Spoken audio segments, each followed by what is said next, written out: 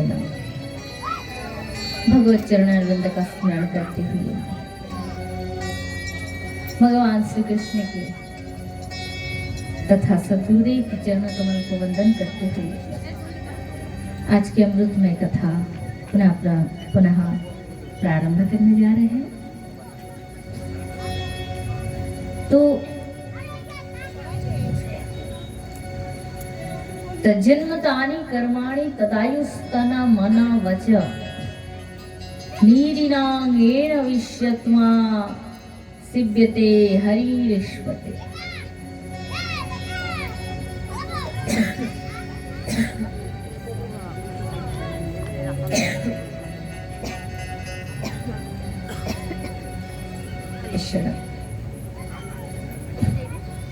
यथा तरुर्मूले सेचन नेन त्रिपन्ति तरुभुजे उपसखा प्राणोपहारच्छ जथेन्द्रियाणि तन्हन्विच्यते यया।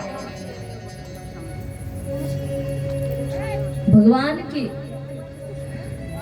अनंत लीला है, अनंत रूप है, अनंत उनका स्वरूप है। बे ही सब बने ऊर्ध्व मूलो मदो शाखं मश्यतं प्राहुर्वाहं यस्य पर्णानि यस्तं वेदो समोवि। गीता कहते हैं संसार रूपी वृक्ष स्वयं भगवान से ही प्रकट हुए हैं। सब वो है, मनुष्य के अंदर वो है, पशुओं के अंदर वो है, पक्षियों के अंदर वो है, दानव मानव देवता अच्छा बुरा सब के अंदर भगवान बैठे हैं। ऐसा कोई जगह नहीं जहां भगवान ना हो। इसीलिए सबसे प्रेम बनाए रखो। दोष और गुण ये माया की है। भगवान यदि खाली मनुष्य में गुण ही गुण बनाता तो ये संसार चलता नहीं। ये संसार एक खेल है। खेल में दो पक्ष चाहिए। खेल में यदि दो दल ना हो तो खेल होता है। क्रिकेट दो टीम, फुटबॉल दो टीम, कबड्डी दो टीम। तो भगवान ने संसार को बनाया क्रीड़ावद्वेद कहते खेलने के लिए। कि तो अगर भगवान सब अच्छा अच्छा अच्छा बनाता,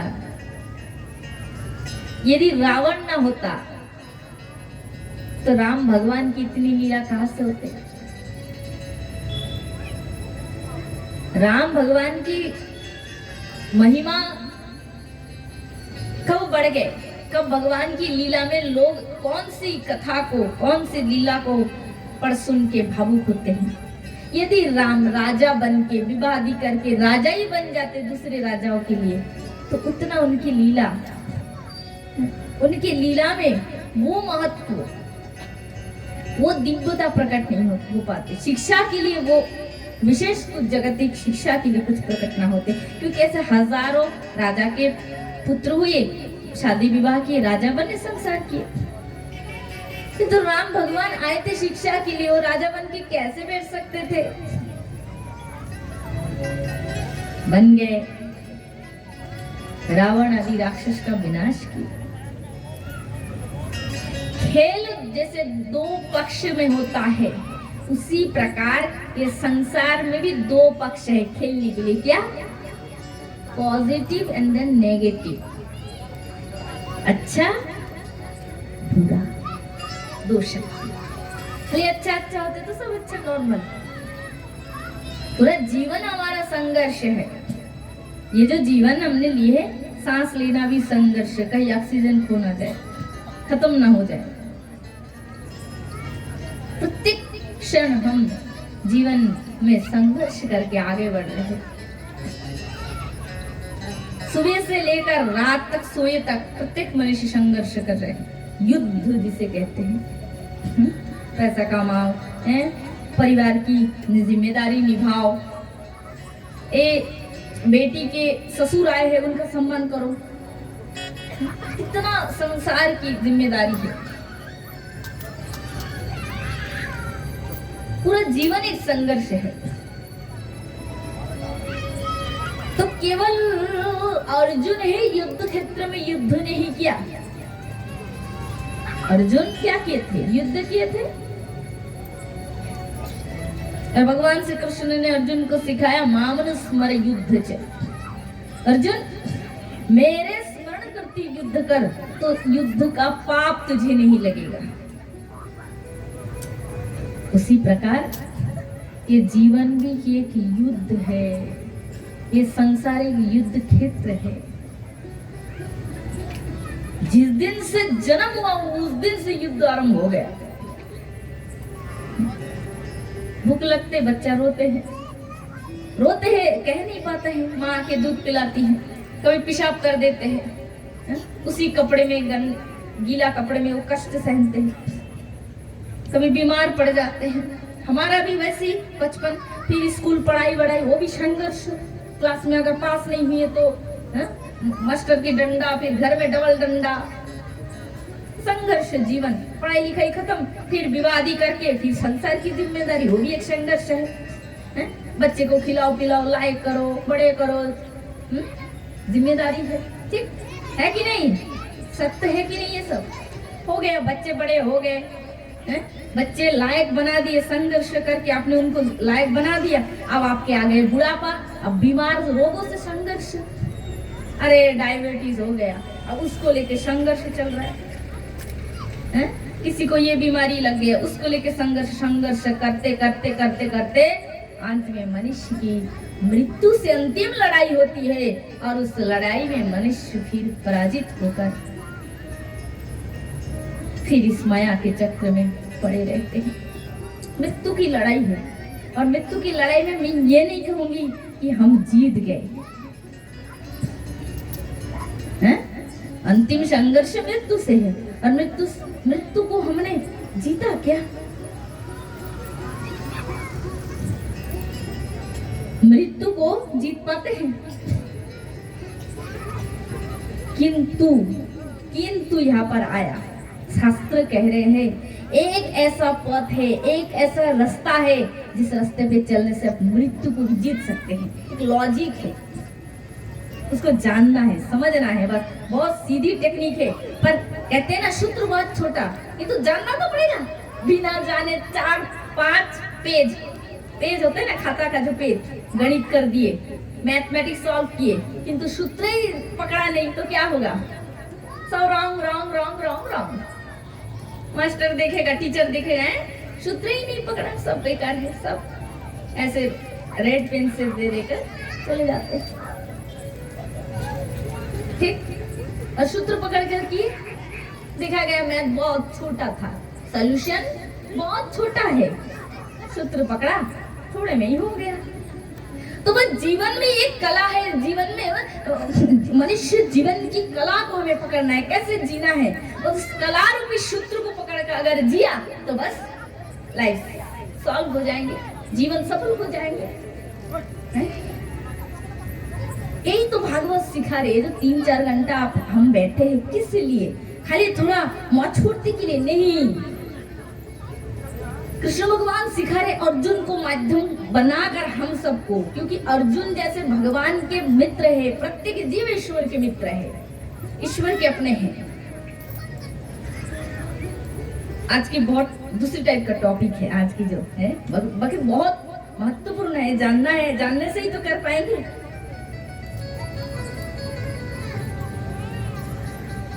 तो अर्जुन को माध्यम करके श्री कृष्ण हमें सिखाते हैं क्या, कैसे मृत्यु को जीतना है। और खाली मृत्यु नहीं, जीवन के पूरे संघर्ष में युद्ध, जो लड़ाई, जीवन युद्ध को कैसे युद्ध करे भी, पर युद्ध की जो ताप दुख उसके भागी ना बनकर युद्ध करते हुए हम जीवन में पूरा आगे बढ़ सके, अथवा लास्ट परिणाम तक जा सके। जो भी कहिए, उसका कोई रास्ता जो है वो केवल भगवान के पास है, और भगवान सिखा रहे हैं किसको? अर्जुन को माध्यम करके हम सबको।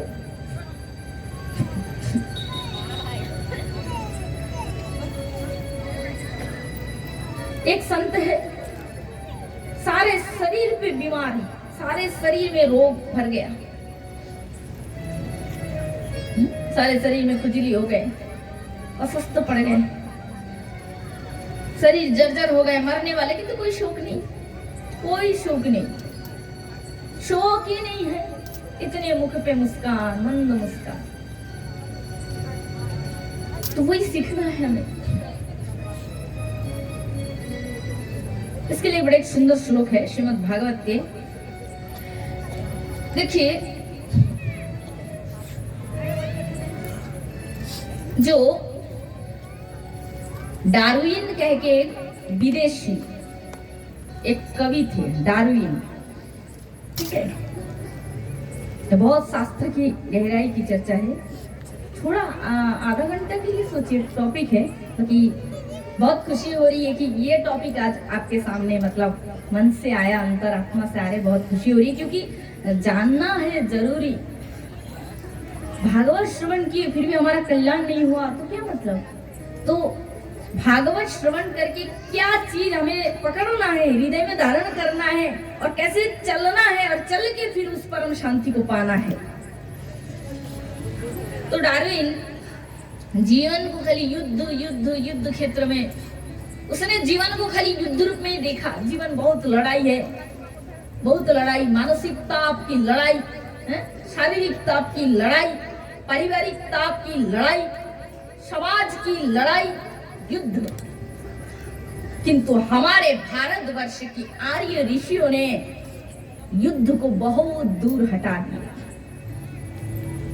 उन्होंने इस धरती के एक एक धूलि कण कण के अंदर से उस ब्रह्म का अनुभव करते हुए कहा, मधुवातारितयते मधुखरन्ति सिन्धवा माधीर्न संतशदी मधुरुक्त मधुशश मधुमत् पार्थव रजो मधुमस् मधुमास्तन्य सूर्य माधिर गाव भवन्तुना मधु मधु मधु।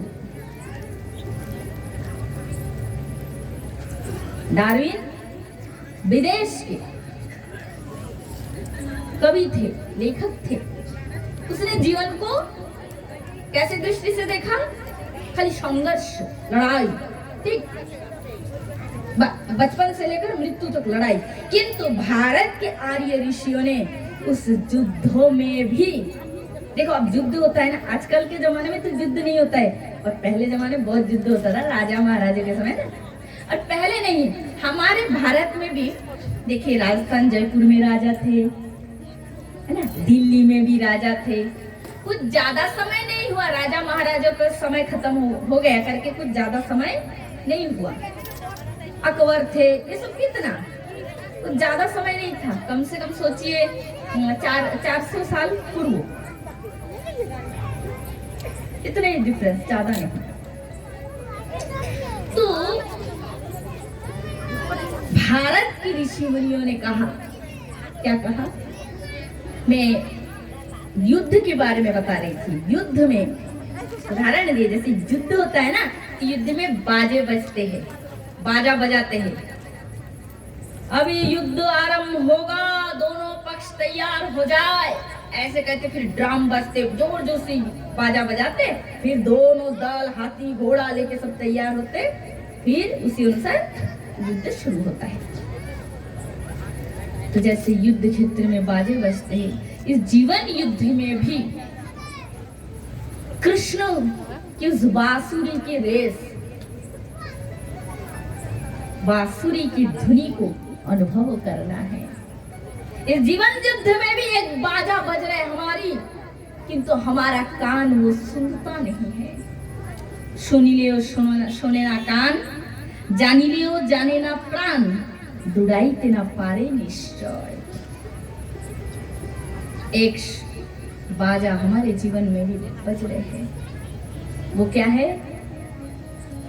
ब्रज। ब्रज माने व्यापक, रसमय भूमि है ब्रज वृंदावन। बहुत गहराई की चर्चा है, यहाँ ब्रज की व्याख्या आ गए। ब्रज और जगत में क्या फर्क है, तफात क्या है? जैसे एग्जाम्पल, उदाहरण स्वरूप, आप ड्यूटी के लिए जाते हैं। सपोज आप वकील है, वकील है आप, ठीक है, एग्जाम्पल दे रही हूं मैं, उदाहरण। वहां दिन भर लड़ाई है, मतलब आपकी कर्म क्षेत्र बहुत परिश्रम होता है वहां पे, कि आप एक जमींदार है, खेती बाड़ी करते हैं, सपोज जो भी उदाहरण लीजिए, खेत में आप फसल करते हैं, उसमें पानी डालते हैं, उसमें कहीं सूख ना गया पानी देते हैं, कहीं कीड़ा ना लग गया उसमें स्प्रे करते हैं, ये सब दुनिया के कर्म क्षेत्र में ये सब जिम्मेदारी है आपकी। पर जब आप घर आ जाते हैं तो क्या करते हैं? घर आने के बाद पूरा दिन कटता है, घर आने के बाद क्या करते हैं आप? विश्राम करते हैं कि नहीं? अपने पुत्र परिजन को लेकर सुख से शांति से कुछ समय बिताते हैं। क्यों? क्योंकि परिश्रम तो यही थोड़ा शांति के लिए करते हैं कि परिवार लेकर सुख शांति से रह सके, इसलिए परिश्रम। तो हमारे जीवन में भी दो क्षेत्र है, क्या? एक कर्म क्षेत्र और एक रस क्षेत्र। कर्म क्षेत्र क्या? कर्म में जब आप रहते हैं ड्यूटी में, वो आपकी कर्म क्षेत्र है, युद्ध क्षेत्र है। और जब आप परिवार लेकर रहते हैं तो रस क्षेत्र है। अपने बच्चे को गोद में लेते हैं, दुलार करते हैं, पत्नी से मीठी मीठी बातें करते हैं, माता पिता से भी सलाह लेते हैं कामकाज के लिए, ये रसमय भूमि है।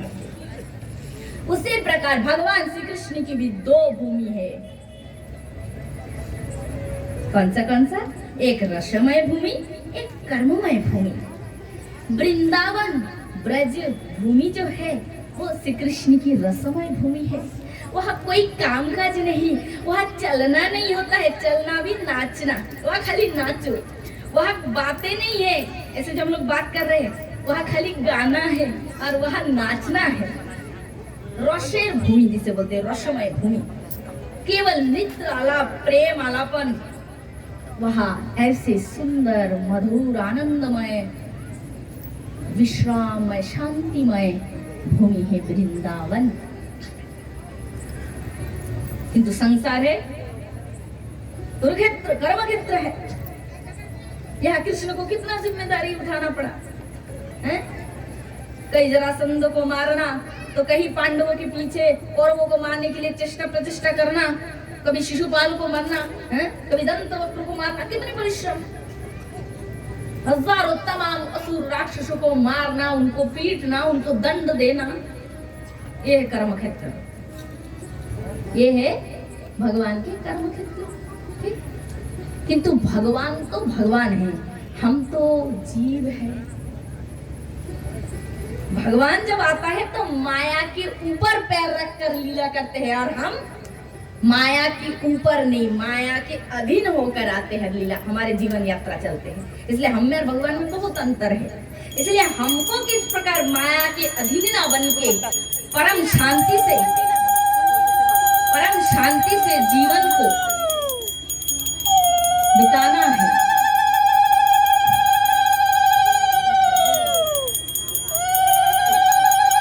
मतलब बिना कारण से उल्लू मत देना, ऐसी आरती करना, जैसे भोग लगाना हो तो अलग बात है ना, क्योंकि लाइन एक बार बिगड़ जाए ना, फिर आने में मुझे तो बहुत दिक्कत होती है। तो कहाँ पे थी? एक मिनट। हाँ, भगवान श्री कृष्ण, ठीक, भगवान श्री कृष्ण की चर्चा कर रहे थे हम लोग। तो हम हैं जीव, हम माया के एरिया में हैं। हमें किस प्रकार जीवन जीना है, जीने से हमें भी परम शांति प्राप्त हो सके, और अंतिम शांति है अमरत्व लाभ। पहले चर्चा मैंने की थी कि अंतिम युद्ध है हमारे जीवन का मृत्यु, और मृत्यु को कोई जीत नहीं पाते, ये बोली थी। किंतु कृष्ण वो सिखाते, कृष्ण भगवान कहते, मैं जैसे शांति से जिया जीवन को कर्म क्षेत्र में भी, मैं चाहता हूँ मेरे सारे पुत्र, मेरे संतान, ये जीव, ये भी इस टेक्निक को जाने, इसी रास्ता को जाने, और उसी पथ पर चल के किस प्रकार युद्धमय जीवन में कैसे शांति से जीकर अंत में अमरत्व को प्राप्त करके इस देह को त्याग करके परम धाम को प्राप्त करें। तो प्रथम है कर्म क्षेत्र। तो कर्म क्षेत्र में श्री कृष्ण की बांसुरी की रेस क्यों? प्रथम है, हम जीवन में जो कर्म कर रहे हैं उस कर्मों को भगवान का कर्म मानकर करें। भगवान श्री कृष्ण अर्जुन को फर्स्ट नंबर स्टेप हमारा जो हम पे लागू होगा, जिससे हम लाइन बाय लाइन चल सकेंगे। फर्स्ट स्टेप है कर्मार्पणम। जीवन में जो कर्म कर रहे, कर्मों को अर्पण करें, और केवल कर्म नहीं, स्वयं को भी भगवान के चरणों में अर्पण करें। ये दूसरा स्टेप है। तो भगवान कहते क्या होगा फिर? ये करने से पाप, जो हम काम में पाप हो जाता है कि नहीं, कर्म में पाप और पुण्य का फल आपको नहीं लगेगा। जैसे पाप हमारे लिए माने खतरनाक चीज हो, उसी प्रकार भक्ति मार्ग में पुण्य भी खतरनाक है। पाप ना करियो मन, अधम से पापी जन, पुण्य अधम से पापी जन तारे मुई दूरे परी हरि, पुण्य से सुखेर धाम तार ना लइयो नाम। पुण्य पाप दुई परी हरि।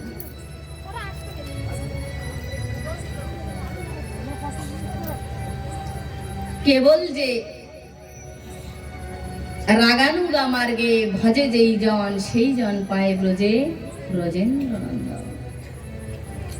तो यदि कर्मों को भगवान में अर्पण कर दिया कि मैं तो कुछ दिन के लिए संसार में आया प्रभु, शांति के लिए जस्ट टाइम मुझे मिला है, इतना झंझट क्यों सहना, इसलिए सब तुम्हारा है भगवान, मैं भी आपका ही हूँ, आपका संतान हूँ, आपसे ही आया हूँ।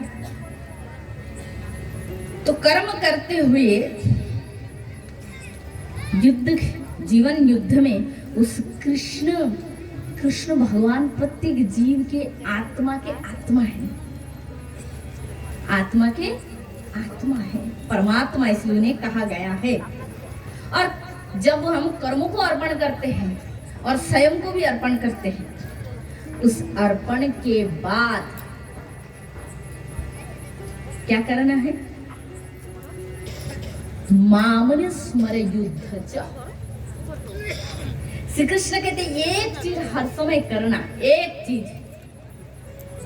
अच्छा, जीवन में एक उदाहरण दे, साइकिल कभी नहीं चलाए, ठीक है, कभी भी नहीं चलाए, और एक दिन क्या हो रहा है, मतलब रेस हो रहा है, रेस साइकिल चलाने वालों का, कौन फर्स्ट हो जाए उसको पुरस्कार मिलेगा। और हम कहेंगे मैं चला दूंगा, कितना प्राइज में क्या है?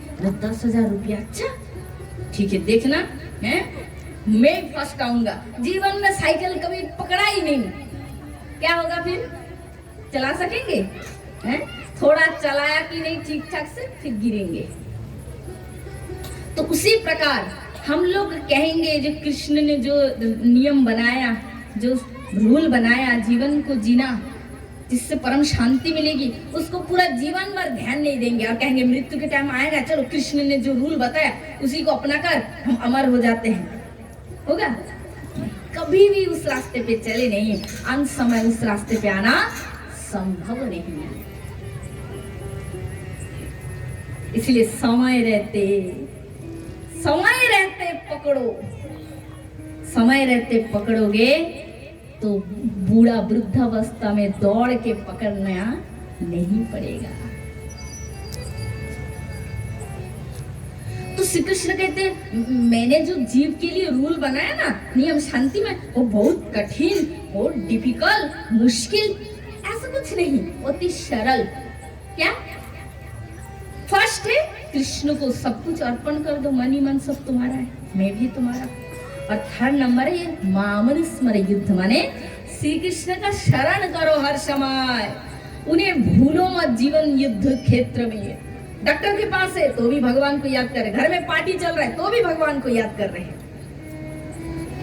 श्री कृष्ण को लेकर जीना। अर्जुन को यही भगवान ने कहा, मेरा स्मरण करते युद्ध कर अर्जुन, तो तुझे कोई दोष नहीं लगेगा और अंत समय तू अनायास मुझे प्राप्त कर लेगा। तो कृष्ण का शरण करते करते करते क्या होगा? मैं उदाहरण देती हूँ, बड़ी सुंदर। मतलब आज की जो चर्चा है ना, मैं सोची थी कुछ और करूंगी आज, और जो मैंने सोची नहीं वही चर्चा आज हो रहा है, यही ठाकुर जी की इच्छा है। तो उदाहरण एग्जाम्पल, जैसे हमारे भागवत में आता है, भृंगी कीट कह के एक प्रकार के कीड़ा है, छोटा कीड़ा। उस वो कीड़ा क्या करता है, दूसरे कीड़ा को उसके मतलब घोंसला जो जाल होता है उसमें लेकर रखता है, वो खाएगा। उस छोटा कीड़ा को बड़ा कीड़ा खाएगा, आहार उसका। और वो छोटा कीड़ा क्या करते हैं, डर जाते हैं कि मुझे पकड़ के लाया है, खा देगा। छोटा कीड़ा डर के मारे दिन रात उस बड़े कीड़ा की चिंता करते हैं, वो मुझे खाएगा, वो मुझे खाएगा। और उस छोटे से कीड़ा चिंता करते करते करते करते उस बड़े कीड़ा के रूप में परिवर्तित हो जाते, उसे कहते हैं भृंगी की।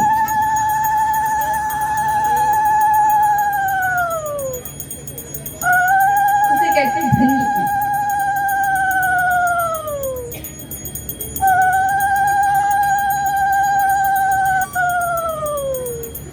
तो अर्थात श्री कृष्ण कहते हैं जो मेरा स्मरण हर समय करेगा ना, मेरा स्मरण का एक ऐसा एक फल है, फल। कृष्ण स्मरण करने से क्या होता है, जो कृष्ण का स्मरण करता है वो भी कृष्ण के समान हो जाता है। बोलो राधे।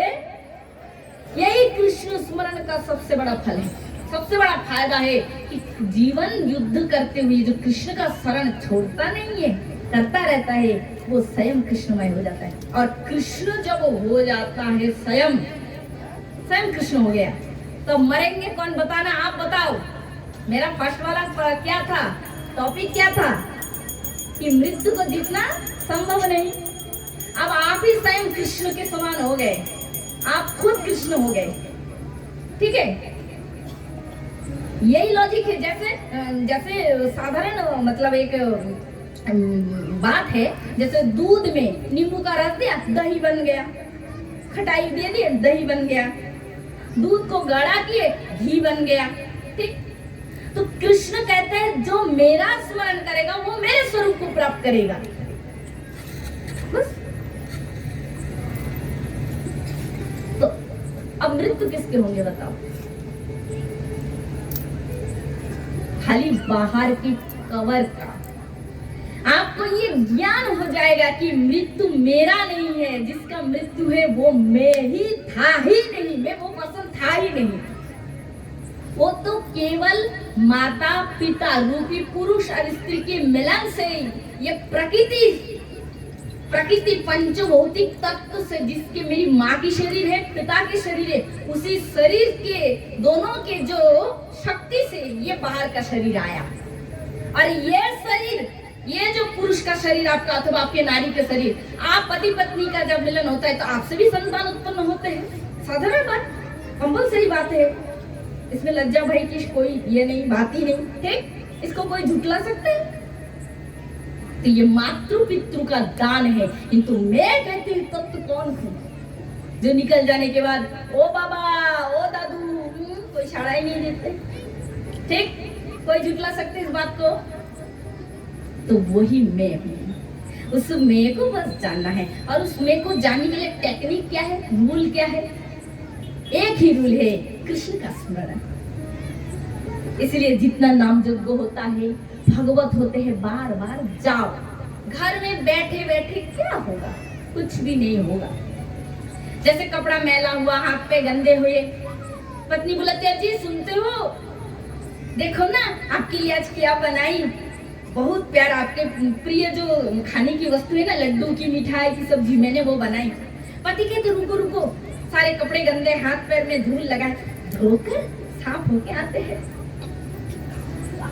धो के फिर घर जाते हैं, अंदर पत्नी के पास दिखाओ क्या बनाए हो। ठीक, उसी प्रकार संसार की जितने समय हम लोग संसार में टाइम देते हैं, संसार की बातें, कमाई धंधा जो भी कहे, इसमें हमारे मन में सूक्ष्म रूप में मैला पड़ता है। संसार की मैला, क्या मैला? इसके प्रति अट्रैक्शन, ये घर मेरा, ये द्वार मेरा, ये पत्नी मेरे, ये बच्चे मेरे, परिवार मेरा, ये मैं, ये मैला है, सूक्ष्म मैला। ये दिखाई नहीं देता पर छुपा रहता है। कब? आपत्ति काल में दिखाई पड़ता है, जब जाना रहता है, अरे मेरे इतने सुंदर घर, इतने बैंक बैलेंस, ये सब छोड़ के मुझे जाना पड़ेगा, तब शौक होता है। अगर मैला ना होता तो शौक क्यों होते? मैला है तो शौक हो रहा है। तो इसी मैले को धोना है। जैसे शरीर में कीचड़ लगाए तो क्या बोलते हैं पत्नी को कि थोड़ा धो के आते हैं। तो यहाँ धोने की स्थान है। ये सत्संग, ये नाम यज्ञ, ये भागवत पाठ का क्या धोना है? मन की शुद्धिकरण, मन को साफ करना है। और चैतन्य महाप्रभु का शिखष्ट के प्रथम श्लोक है, चेतदर्पणमार्जनम भव महादावग्नि निर्वापणम श्रेयकैर्व चंद्रिका वितरणम विद्यावधु जीवनम आनंदम मुदवर्धनम प्रतिपादम पुण्यमृतम आश्रदनम सर्वत्र सफलम परम विजयते श्री कृष्ण संकीर्तनम। इस अमरत्व को प्राप्त किया जा सकता है। हजारों महात्मा साधु ने पाया, रास्ता छोड़ के गया, चलो तो मिलेगा, नहीं चलोगे तो नहीं मिलेगा। भूख लगे है, खाना सामने रखा है, दाल सब्जी लापड़ा और क्या क्या चटनी, खाए ही नहीं है? खाते ही नहीं, चबा के पेट में देते ही नहीं, भूख मिटेगा? लाइन रास्ता छोड़ के गए हैं भगवान ने, हजारों महात्मा करके छोड़ के गए हैं। हमको पकड़ना है, रास्ते को चलना है, इसलिए जाना है बार बार सत्संग में, कीर्तन में, ये सब में जा जाकर क्या करना है? चित्त रूपी दर्पण को साफ करना है। ठीक? कैसे? चैतन्य महाप्रभु उदाहरण दे रहे, चेत दर्पण मार्जनम। जैसे हमारे घर में हम लोग आईना व्यवहार करते कि नहीं? आईने में मुंह देखते हैं। यदि आईने में धूल पड़ जाए तो मुंह दिखाई देते हैं? ठीक से दिखाई नहीं देते। हम लोग क्या करते हैं? दर्पण को बढ़िया शैम्पू से है, साबुन से, जल से बढ़िया साफ कर देते हैं, धो देते हैं, तो अपने आप चेहरा दिखता है। तो उसी प्रकार सत्संग के द्वारा, हरि कीर्तन के द्वारा, भगवान के स्मरण के द्वारा चित्त रूपी दर्पण को धोना है। और चित्त रूपी दर्पण जब साफ हो जाएगा तो तुम दिव्य नित्य चिन्मय बाद में बनोगे या नहीं? तुम पहले से थे, मन में मैला था तो दिखाई नहीं दे रहा था, जब मन मैला साफ हो गया अपने आप दिखाई देने लगा। तो कल तो प्रेम की चर्चा हुई, कल तो यहाँ रोए, कितने भावुक बन के रोए आप सब, आपके संग हम भी थोड़ा सुन गए आपकी भक्ति को देखकर। ठीक? किंतु उस परम शांति को प्राप्त करने के लिए जो रास्ता है, उस रास्ते की चर्चा आज हो रहा है। 7 दिन कथा हुई, झूम गए, 8वें दिन से फिर भूल गए। तो मेरा भी कहने का अर्थ क्या हुआ और आपके भी बैठने का अर्थ क्या हुआ? इसलिए यही चेष्टा करें, जिस रस में हम ये 3 घंटा 3.5 घंटा डूब गए, उसी रस में प्रत्येक दिन उसी रस के लिए थोड़ा मन को समय दें, उस रस में थोड़ा डूबते एक दिन ऐसा समय आएगा कि हर समय उसी रस में निर्विच्छिन्न, उसी रस में ही आराम विराम विश्राम प्राप्त होगा।